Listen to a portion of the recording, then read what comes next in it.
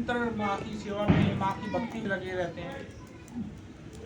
दूर दूर से लोग इस शक्तिपीठ से जुड़े हुए हैं, माँ के चरणों से जुड़े हुए हैं।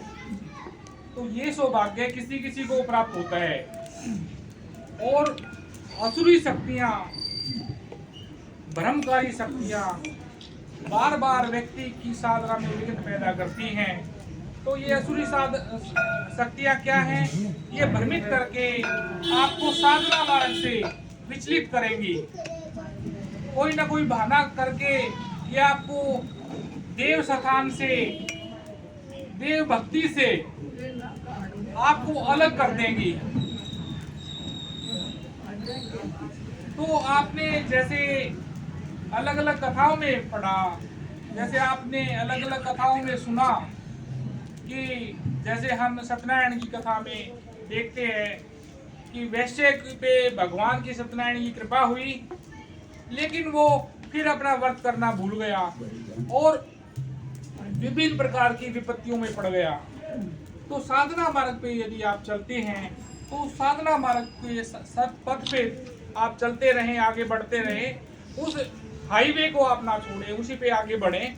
कोई ये कहेगा ये साधना कर लो, कोई ये कहेगा ये कर लो, कोई कहेगा कुछ भी मत करो। तो आपने साधना मार्ग के जो विघ्न हैं, कोई कहेगा इतनी देर जाप करता है, पाठ करता है, ये तो मोटा बनेगा। ये सारी जो भ्रांतियां हैं, इनको छोड़ के भगवती के श्री चरणों में अपने माथे को टेक के और उसी का अवलंबन लेना है। वही शक्ति है, वही आपका मित्र है, वही तमेव माता पिता तमेव बंधु सखा तमेव। मित्र भी आप ही हो और आप हमारे बंधु, हमारे भाई बहन भी आप ही हो, माता पिता भी आप हो। ऐसी भावना के साथ भगवती के श्री चरणों में हमेशा हमेशा प्रयास करना है। अपनी साधना में कोई आपको एक दिन का भी प्रभाव नहीं करना है। वो करना आपको करना, आप और किसी काम से करेंगे, आप कहीं से यात्रा में हैं, आप कम से कम 11 बार गए मतलब कर सकते हैं। आप सूर्य देवता को नमस्कार तो कर सकते हैं उसी काम से। तो आप अपने नियम को ना छोड़ें।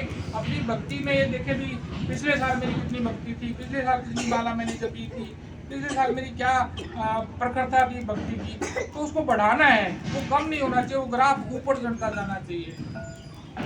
छोटी छोटी बातों को बहाना बना के या मेरे को वहां से जाने से नुकसान हो गया, मेरे को ये हो गया, ये छोड़ देनी है। भक्ति सब कुछ, यदि आपका भक्ति का भाव क्या होता है, भक्ति का भाव ये होता है कोई नुकसान भी हुआ है और ये वास्तविकता है कि जो नुकसान भी हुआ है वो बड़े नुकसान